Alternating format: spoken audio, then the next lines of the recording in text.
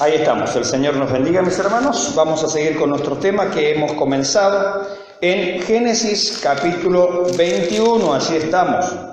Hablábamos anoche, ¿no? Justamente de que Dios cumplió a Sara, versículo 1 del capítulo 21, como había dicho, e hizo Jehová con Sara como había hablado. Y es que eso es lo que va a suceder siempre. El propósito de Dios se va a cumplir. Así es que no tenemos que preocuparnos por lo que Dios ha dicho, tenemos simplemente que creerle. Mire, la historia de la humanidad se trata de lo que Dios ha dicho. Y no ha sucedido ni sucederá otra cosa que no sea lo que Dios ha dicho. Cuando Dios habló, no sé, de la caída del propio reino de Israel, así sucedió, así fue, aconteció.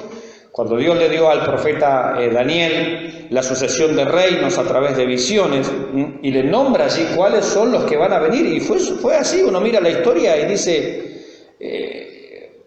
por así decirlo, esto es increíble, ¿no? Nosotros lo creemos, por supuesto, es una manera de decirlo, pero Dios le mostró a Daniel en el momento en que estaba aquella figura, una imagen de oro, una cabeza de oro, un cuerpo de plata, ¿cierto? Unos muslos de bronce y unas piernas de hierro. Y cuando Daniel le pregunta al Señor qué significaba esto, bueno, Dios le habló de los imperios mundiales. Él estaba bajo el imperio babilónico, la cabeza de oro. Y después le dice, después va a venir un reino que es de plata, es decir, no va a tener tanto el esplendor del primero. Y ese fue el imperio medo-persa. Y después iba a venir el reino helénico, los griegos, ¿cierto?, con Alejandro Magno. Y después iba a venir un reino realmente fuerte que iba a terminar dividido, y ahí están las dos piernas, que era el imperio romano, es decir, el imperio más duro y más cruel que también ha existido, ¿no? Y hacia el final dice que este imperio iba a estar en los dedos. Él veía que los dedos, las falanges, estaban unidas por barro. Y le dice, bueno, es un reino que va a permanecer, pero mediante alianzas que no son efectivas, no son duraderas, así como el hierro no se mezcla con el barro. Bueno, y eso es lo que tenemos hoy, ¿no? El imperio romano revivido, el imperio allí en Europa, cómo se está reorganizando todo. Y esos son los preparativos justamente para el desenlace mundial. Y Daniel después, más allá de eso, no veía otra figura, sino que veía una roca que caía del cielo, que golpeaba a esta estructura, a este gigante, ¿no? Lo golpeaba en las piernas, los destruía, caía, y aquella roca permanecía. Y ese es el reino mesiánico, ese es el reino de Jesucristo, el reino que esperamos, el reino milenial. Quiero decir con todo esto que la historia de la humanidad no ha sucedido otra cosa que no sea lo que Dios ha dicho. Así es que todas estas palabras, hermanos, nos tienen que llevar a nosotros, tienen por objeto, por propósito, que confiemos en Él, que esperemos en Él, que aguardemos en Él, que lo que Dios dijo se cumplirá. Pasará el tiempo, a veces no lo entenderemos, como el Señor le dijo a Pedro, lo que yo hago, tú no lo comprendes ahora, más lo entenderás después. A veces lo entendemos después, porque es una cuestión de madurez, de tiempo. Me imagino a mi hermano Guillermo allí cuando Sarita le pide, dame, un billete de 500, a ella le gusta porque tiene el gatito, ¿cierto?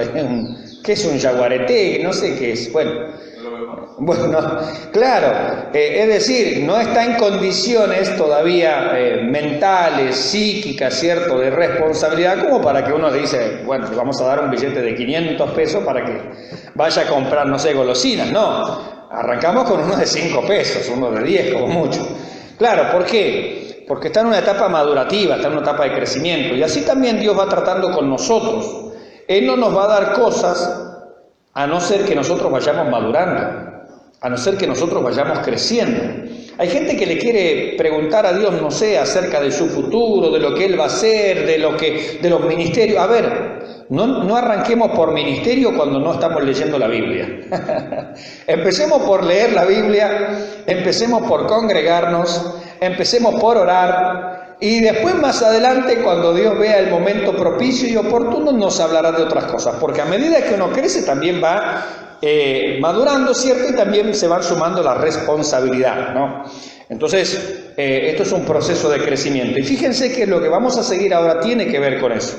Porque anoche dejamos la predicación del mensaje en el versículo 7 de Génesis 21, donde dice, y añadió Sara, ¿no? ¿Quién dijera a Abraham que Sara habría de dar de mamar a hijos, pues le he dado un hijo en su vejez? ¿No? Ahí nació Isaac, le pusieron Risa por nombre, claro, era el que ríe último, dijimos, ríe mejor. Bueno, y eso es lo que le pasó a este matrimonio ya de ancianitos, 100 años y 90 años. Fíjense que la Biblia nos fue dando las edades de ellos en todo momento, en qué etapa están. ¿Para qué? Para que quede claro que lo que está sucediendo es por obra de Dios o nada. Es decir, humanamente no hay chance, no hay manera, no hay forma, no hay posibilidad alguna. Y eso es lo que Dios quiere también de nosotros, que nosotros aprendamos a confiar en Él de tal forma que es Dios o nada. Dios no quiere que nosotros confiemos a la vez en otras cosas. Bueno, yo no sé, tengo mis habilidades. No, está bien que tenemos nuestras habilidades, pero tenemos que depender de Dios, aprender. Esto es un camino de aprendizaje. Abraham, el padre de la fe, tuvo que aprender y tardó 25 años en recibir lo que Dios le había prometido. Pero lo recibió, porque Dios lo que promete lo cumple. En el tiempo de Dios, llegado el cumplimiento del tiempo. Cuando Dios dijo, este es el momento oportuno, ahí Dios va a cumplir sus promesas. Y así también va a ser con nosotros, porque ese es el sentido. Es decir, ¿para qué esta palabra ahí? ¿Para qué está Génesis 21, el 20, el 19, el 22, el capítulo que viene? O sea, ¿para qué está? Para nuestra enseñanza. Porque algo Dios quiere comunicarnos con todas estas historias y estas cosas. Entonces pasamos al versículo 8. Versículo 8, y dice así, y creció el niño y fue destetado, e hizo Abraham gran banquete el día que fue destetado Isaac. Algunas cosas importantes acá. ¿Saben qué es lo bueno de este versículo? ¿Qué es lo maravilloso? Que el niño creció. Y usted dirá, bueno, sí, es lo que se supone. Es que es lo que se supone con los creyentes también. Un día nosotros llegamos al Evangelio, hemos nacido de nuevo, ¿sí o no? Cantamos, soy nueva criatura, lo declara la Escritura, Él me ha perdonado, con su sangre me ha labrado. Amén. Somos nueva criatura. Pedro va a decir, desead como niños recién nacidos la leche espiritual no adulterada, es decir, la Biblia, para que por ella, es decir, por la Biblia, crezcáis para salvación, crezcáis en este camino de salvación. Entonces, Juan, el Señor hablando con Nicodemo en Juan capítulo 3, dice que nosotros llegamos al reino de los cielos mediante el nuevo nacimiento. El que no naciere de nuevo no puede ver el reino de Dios. Cuando nosotros cantamos el cumpleaños feliz, en la versión cristiana que yo vengo enseñando, que en realidad la aprendí en la otra iglesia, allá en la calle Terrada, Dios bendiga a los hermanos de calle Terrada, ellos cantan, que los cumpla feliz, si naciste 2 veces, doblemente feliz. ¿Por qué? Porque están haciendo alusión al nuevo nacimiento. Y Pablo habla exactamente de este pasaje y lo plantea justamente como un pasaje en el cual, en Gálatas, ¿no? En Gálatas capítulo 4, este pasaje nos plantea las dos naturalezas del creyente. Es decir, un día nació Isaac, pero no solamente nació el gozo de la promesa y lo que Dios había prometido, Él lo cumple, está bien, nació, pero el niño creció. Y Pablo en Gálatas 4 nos dice que esto nos plantea nuestro ser interior. Un día, Guillermo nació de nuevo. Comenzó, es por el Espíritu. Es decir, Abraham no podía ya humanamente engendrar hijos y Sara no podía ya humanamente tener hijos. ¿Sí? ¿Me están siguiendo en el argumento? Abraham no podía engendrar hijos, Sara no podía tener hijos. Es decir, que nace un hijo, pero nace por el poder de Dios. Este hijo de la promesa nace por el poder de Dios, no nace por Abraham y no nace por Sara. Es decir, no nace bajo fórmulas humanas, nace por el poder de Dios. Así, Juan el Bautista, por ejemplo, nació por el poder de Dios, ¿sí o no? Dice que Elizabeth era estéril y de edad avanzada, sin embargo concibió un niño y le dijo, le pondrás por nombre Juan. Cuando nace nuestro Señor Jesucristo, ¿qué le dice el ángel a María? El poder del Altísimo vendrá sobre ti, el Espíritu Santo, vendrá sobre ti y el poder del Altísimo te cubrirá con su sombra. Es decir, hay nacimientos sobrenaturales. Hay nacimientos que se producen solamente por la obra y el poder de Dios. Isaac es uno.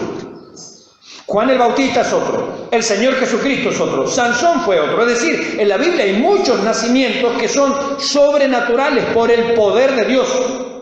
Y cuando llegamos al Evangelio de Juan, capítulo 1, nos dice la Biblia que los creyentes nacemos no por voluntad de hombre, Abraham, ni por voluntad de mujer, Sara, sino por el poder de Dios. Es decir, usted llegó a ser una nueva criatura, llegó a ser un creyente, llegó a ser un hijo de Dios, no por usted, no por mí. Llegó a ser un creyente, llegó a nacer de nuevo por el poder de Dios.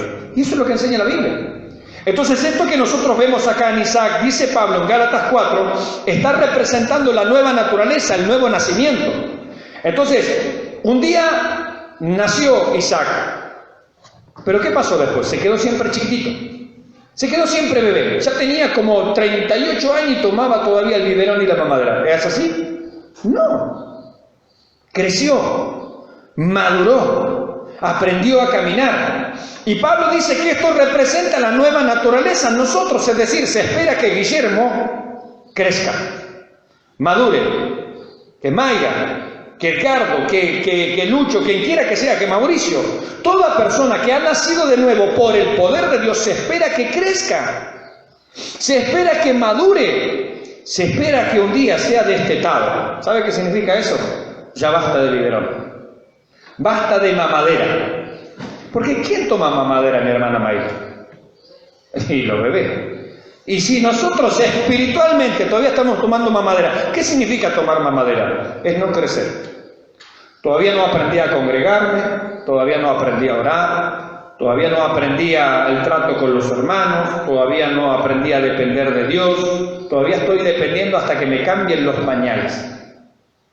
No crecí, no maduré, no avanzo en mi vida cristiana. Hay personas que han llegado al Evangelio, pero lamentablemente se quedan en una etapa infantil. Y si yo le preguntara a mi hermano Guillermo, ¿qué hacen los niños normalmente? Hacen berrinches. Tienen mañas, se ponen mañosos, gritan, se tiran al piso, y hay que estar ahí atrás de ellos. Cuando un creyente llega a ese punto, ¿saben lo que significa bíblicamente? Que es un infantil todavía, es un niño.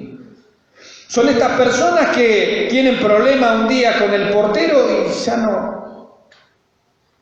no aparecen, ya no sirven a Dios.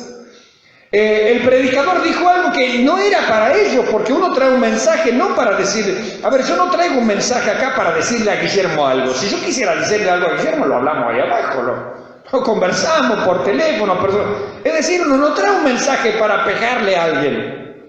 Al contrario, uno trae un mensaje bíblico con el propósito de edificar a la iglesia en general. Pero hay gente que no entiende estas cosas.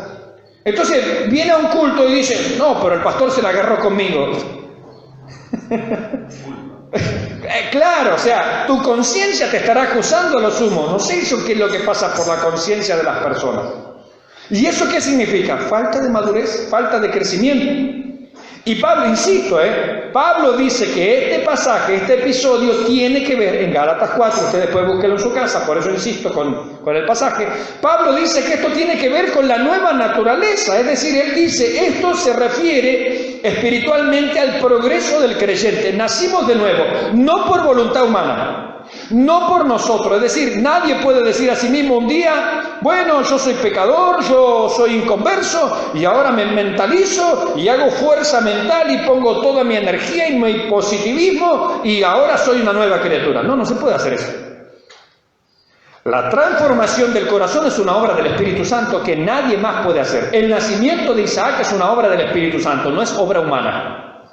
El nacimiento de Cristo es una obra del Espíritu Santo. El nacimiento de Sansón es una obra del Espíritu Santo. El nacimiento de Samuel, porque Ana era estéril, es una obra del Espíritu Santo. El nacimiento de Juan el Bautista es una obra del Espíritu Santo. El nacimiento del creyente, nosotros, es una obra del Espíritu Santo. Está claro. Está claro. Ahora, creció el niño. Entonces nosotros también somos llamados al crecimiento.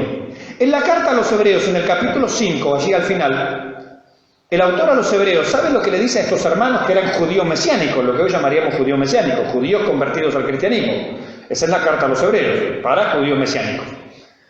Y le dice al final del capítulo 5, hermanos, habiendo pasado ya tanto tiempo, deberíais ser ya maestros. Maestros. Es decir, la Biblia me lo plantea claramente, sin rodeos, sin vuelta. Se espera que nosotros con el tiempo vayamos creciendo, conociendo de doctrina, de enseñanza, de la vida, de los rudimentos básicos. Es decir, las cosas sencillas las tenemos que tener ya resueltas. Ahora, llega el día de mañana, yo estoy ya tiempo en la congregación, oro, participo del discipulado, de los estudios bíblicos, me congrego habitualmente, no sé, toda la vida cristiana normal. Y bueno, van a surgir preguntas, pero son preguntas más profundas, pero no preguntas como al principio todavía, no sé cuántos libros tiene la Biblia, o decimos, vamos a abrir nuestra Biblia en el libro del profeta Amós y no tenemos idea dónde está Amós, Antiguo Nuevo Testamento.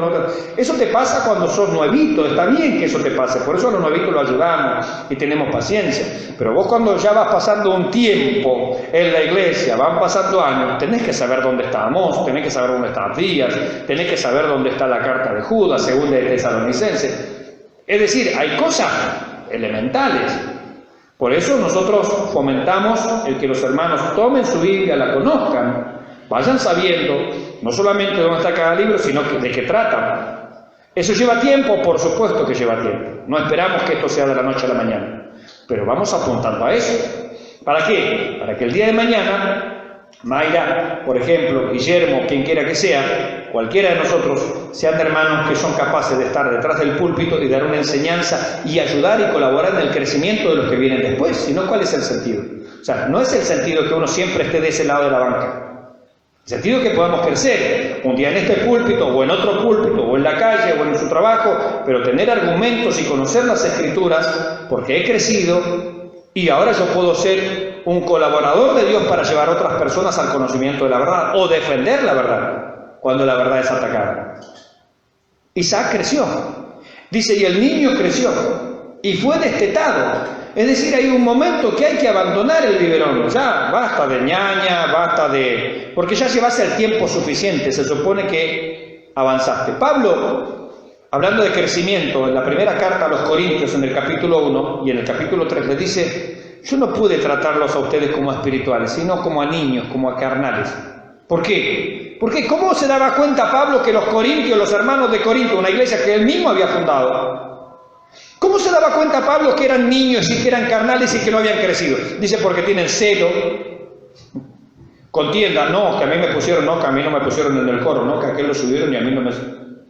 no, que yo prefiero a este predicador, no, que me gusta mejor este otro.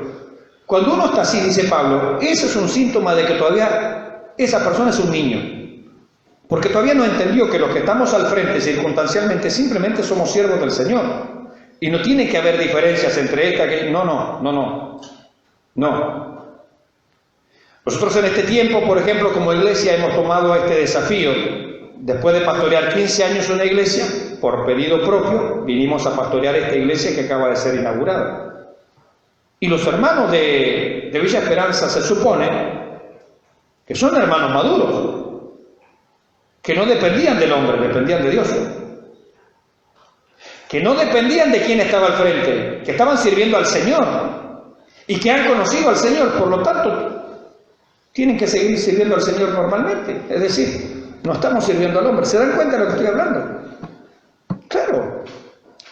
Y si un día el Señor, después de, no sé, de un tiempo, decide que, en mi caso, nos tengamos que ir incluso del país y abrir una iglesia, no sé, del otro lado del charco, allá en Uruguay, ¿qué va a pasar con este templo? ¿Sabe qué? Tiene que seguir. Para eso se prepara y se capacita a las personas para que otros sigan y continúe esta posta, este trabajo. Porque hay otras personas que necesitan escuchar, hay otras personas que necesitan crecer, hay otras personas que necesitan ser alcanzadas con el Evangelio. Es la obra de Dios. Y eso es madurez. Y eso es ir creciendo en la fe. El niño creció y fue destetado. Tiene que haber un punto en nuestra vida cristiana en que seamos destetados. Ya dejemos de estar ahí con la lechita. Dejemos de estar ahí con nuestras mañitas. Tenemos que crecer, tenemos que avanzar. No puede ser que las mismas cosas del principio, cuando recién conocimos el Evangelio, todavía nos sigan molestando y sigamos quedándonos a veces por esas cosas. No, mis hermanos, no puede ser así, no debe ser así.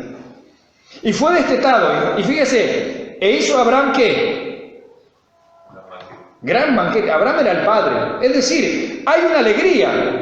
Vamos a suponer que Abraham acá, entre comillas, representase a Dios. Dios se alegra cuando el niño crece. Mayra, si su hijo no crece y tiene ya 28 años, barbón, y está en la cama sin hacer nada, y usted le pregunta la tabla del do y todavía no se la aprendió, ¿se preocuparía? Algo le pasa a este chico, ¿cierto? No puede ser, y todavía usa pañal y tiene 28 años. No. Hay un problema serio, madurativo, de crecimiento.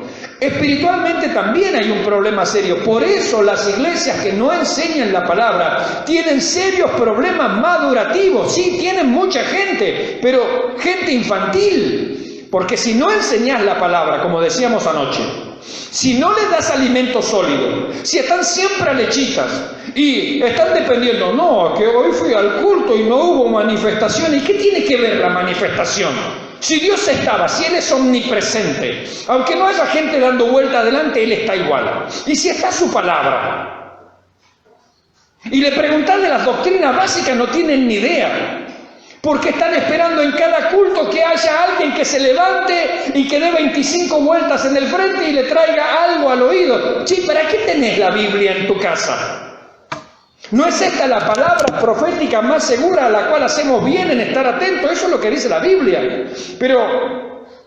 Y entonces se van a sus casas después del culto de 8 horas, de 6 horas, y tal vez se dicen, no estuvo muy bueno el culto hoy porque Dios no me habló, no me trajo una palabra fresca. Un baldazo de agua fría. Habría que darle un baldazo de agua fría, así con hielo, con cubitos, a ver si se despierta la mente. El cristiano no vive de las emociones y de los sentimientos y si alguien se levanta en el culto a traerte una palabra al oído o no.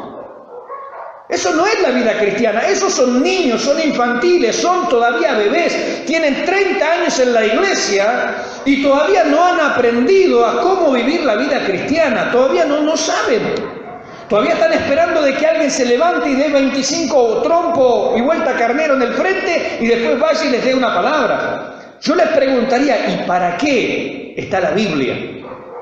¿Cuál es el propósito por el cual Dios nos dejó la Biblia? ¿Cuál? Y la abren así a la suerte, a la lotería. Y Judas fue y se ahorcó. No, hermano, es una palabra negativa, así es que no. Seguramente Dios no quiere eso. Usan la Biblia como un amuleto.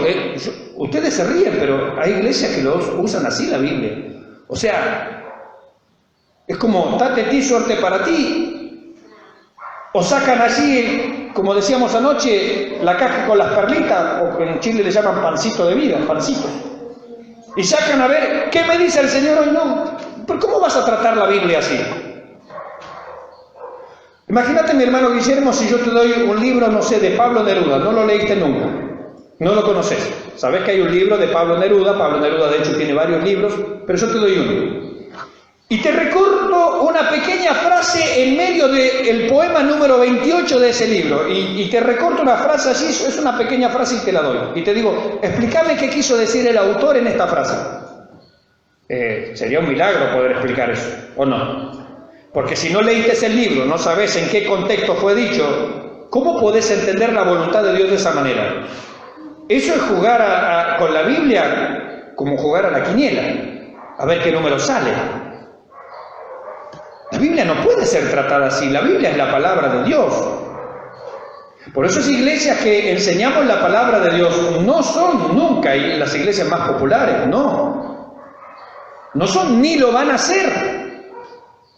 Porque a los creyentes en general les gusta ser infantiles, ser niños, que le pasen el chupetín por la boca, el chupetín de la manifestación espiritual. Les gusta que le den el caramelito, la caluga, como se dice en Chile. Les gusta que le den la caluga. Yo hablo a veces muchas cosas que suceden en Chile porque después como esto lo compartimos y hay muchos hermanos para que entiendan nuestro lenguaje también, ¿cierto? Y les gusta que le pasen ahí el chupetín, el koyak en Chile. El koyak ahí por la boca y ellos se van contentos, pues son niños. Son inmaduros, son infantiles, no han crecido. Y si una predicación tiene mucho texto bíblico, no, ya no, eso no es del Espíritu, hermano, no es del Espíritu. Porque tenés que pararte detrás del púlpito y empezar raca, taca, taca, toco, toco, toco. No, pero no entendiste nada. ¿Qué es raca, taca, taca? Es una ametralladora. ¿Qué es eso? Pablo dice, yo prefiero estar en la iglesia y decir 5 palabras con entendimiento que 10.000 en lengua extraña. Es decir, en la iglesia no necesitas las lenguas. En la iglesia necesitas doctrina, necesitas entender lo que se está hablando, necesitas entender cuál es el mensaje de Dios para tu vida y para mi vida. No racataca, toco, toco, eso déjalo para tu casa. A ver, yo creo en el hablar en lengua, soy un pastor pentecostal, está claro. Mi esposa, por ejemplo, ella habla en lengua, pero no tiene sentido hablar en lengua en la iglesia y ese sea el mensaje, porque ¿qué entendimos? Nada. Y no es una opinión mía, Pablo lo dice en 1 Corintios capítulo 14. En la iglesia, cuando estamos reunidos, prefiero hablar 5 palabras que se entiendan que 10.000 en lenguas, que nadie va a entender nada. Entonces, no es una postura mía, no es algo antojadizo mío, es lo que la Biblia enseña. Pero claro, para decir esto primero hay que conocer la Biblia. Si no conoces la Biblia, vos estás esperando que el predicador o que se levante alguien allí y que diga racataca, toco, toco, toco, y te diga en el oído, el Señor te ama y tiene grandes cosas para ti. Mira, para decirte eso te lo digo yo. El Señor te ama y tiene grandes cosas para ti. Porque es verdad, el Señor te ama, tiene grandes cosas para ti. Se espera, se supone que los creyentes maduren, que no vivan de emociones. Las emociones son pasajeras. Es más, Judas, la carta de Judas, que tiene un solo capítulo, está antes de Apocalipsis, tiene un solo capítulo, dice en un momento, por allí por el versículo 17, 19, dice, los sensuales, es decir, los que se guían por lo que sienten, no tienen el Espíritu. Es decir, que si yo tengo una iglesia donde lo único que está importando es cuántas manifestaciones hay, la Biblia dice, no tienen el Espíritu, no es una opinión mía. Tienen emociones. Y le dan rienda suelta a las emociones. Y se sienten contentos después del culto. Porque se emocionaron. Es como ver una buena película. Es como, no sé, poner allí los chistes de la Andresina y te sentís contento. Estos días estaba escuchando chistes de la Andresina y en mi horario de trabajo y por ahí me divertía escuchándolo de fondo un rato. Sí, bueno. Pero eso no es lo espiritual. Eso no es lo que edifica tu vida. La palabra de Dios edifica tu vida. El Salmo 19, que ya lo leímos nosotros acá congregacionalmente, nos dice, la ley de Jehová es perfecta que convierte el alma. Es decir, si hay algo que va a transformar tu vida y tu corazón es la palabra de Dios, no las manifestaciones, no el hablar en lenguas, aunque hay gente que habla en lenguas, yo no estoy discutiendo eso. Pero no es eso lo importante. Y hoy la gente busca eso. ¿Sabe por qué buscan eso? Porque son niños, porque son infantiles, porque todavía son bebés de pecho, porque todavía no dejaron la mamadera, el biberón, la mamila, como quieran que se le llame en el país donde se me escuche. Todavía no la han dejado. Y entonces necesitan esas cosas. Y si no pasan esas cosas, el culto estuvo feo. No, el culto no sé qué pasa. No sé qué pasaba en la iglesia, que estaba fría y apagada. Ay, Señor amado. Dependen de esas cosas, los niños y los infantiles, para poder pasar un culto. Y el niño creció. Insisto, hago esta analogía porque Pablo habla de esta analogía. Y el niño creció y fue destetado, e hizo Abraham gran banquete el día que fue destetado Isaac.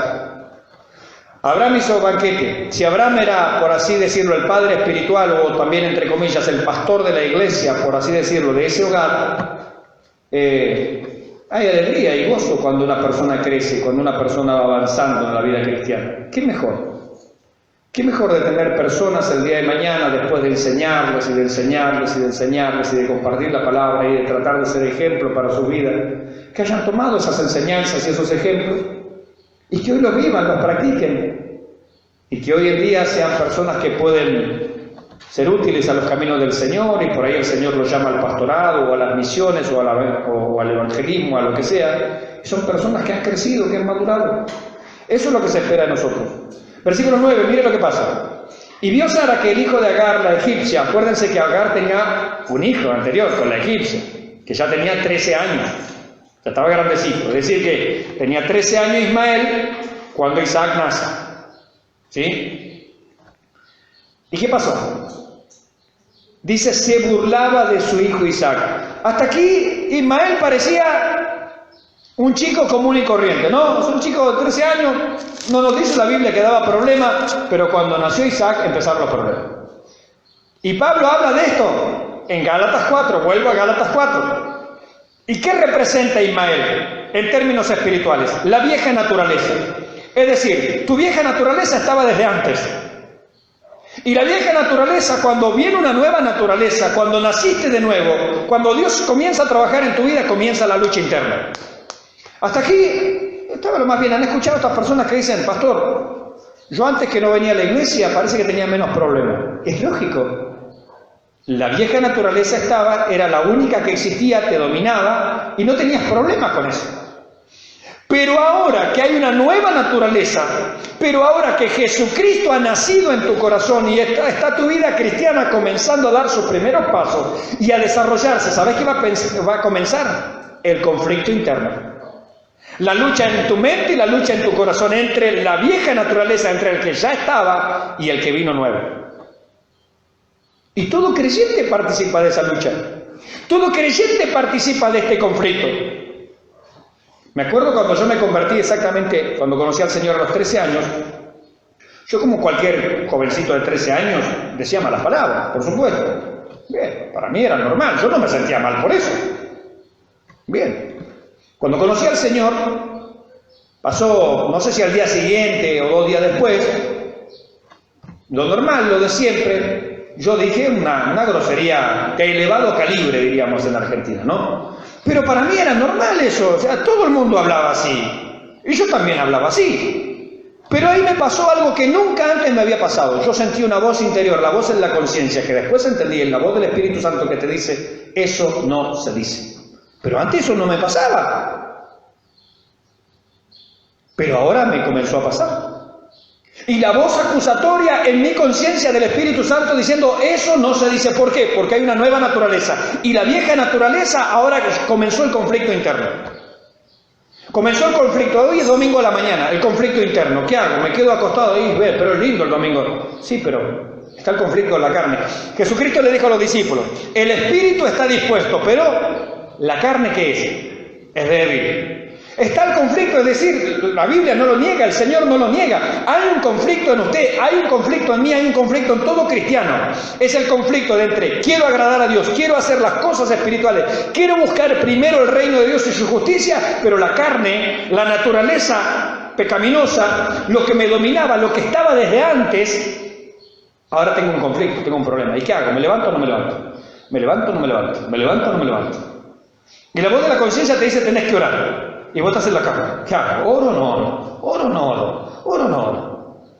Y la voz de la conciencia, el Espíritu Santo te va tocando diciendo, no sé, anda a visitar a fulano de tal porque necesita una palabra, está quedado, hace varios cultos que no viene. Y bueno, sí, ya voy a ir. No, la otra semana. No, bueno, sí, tal vez voy a ir. No. Y ahí está la lucha. En todo momento, en todo lugar, en cualquier circunstancia está la lucha. Y comenzó la guerra. Este muchacho hasta acá parece que no daba problema. Sin embargo, nació Isaac y ahí tenemos problemas. Tenemos problemas. Y no dice que Isaac molestaba a Ismael. Dice que Ismael molestaba a Isaac. ¿Y qué lucha interna, no? Y Pablo en Romanos 7 nos habla de la lucha interna. Dice, hay una ley en mis miembros que me lleva al pecado. Pero yo quiero servir a Cristo. Y está la lucha. Bueno, se burlaba de su hijo Isaac. Versículo 10. Escuche lo que pasó. Por tanto, dijo a Abraham, Sara le dijo a Abraham, echa a esta sierva y a su hijo, porque el hijo de esta sierva no ha de heredar con Isaac mi hijo. Wow. ¿Qué dijo Sara? Vía, cortar. Y esto le pareció, fíjese el versículo 11, este dicho pareció grave en gran manera a Abraham a causa de su hijo. Es decir, ¿cómo me está pidiendo Sara que si Ismael también es mi hijo? Si Ismael estaba desde antes. Pero Sara le dice, no, échala. Échala a ella y a su hijo.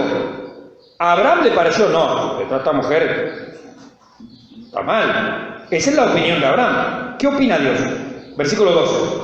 Entonces dijo Dios a Abraham, no te parezca grave a causa del muchacho y de tu sierva. En todo lo que te dijere Sara, oye su voz, porque en Isaac te será llamada descendencia. ¡Wow! Esta vez Sara tenía razón. ¿Por qué? Porque Pablo me está presentando en Gálatas 4 otra vez el conflicto interno. Es decir, cortá con la vieja vida, de una.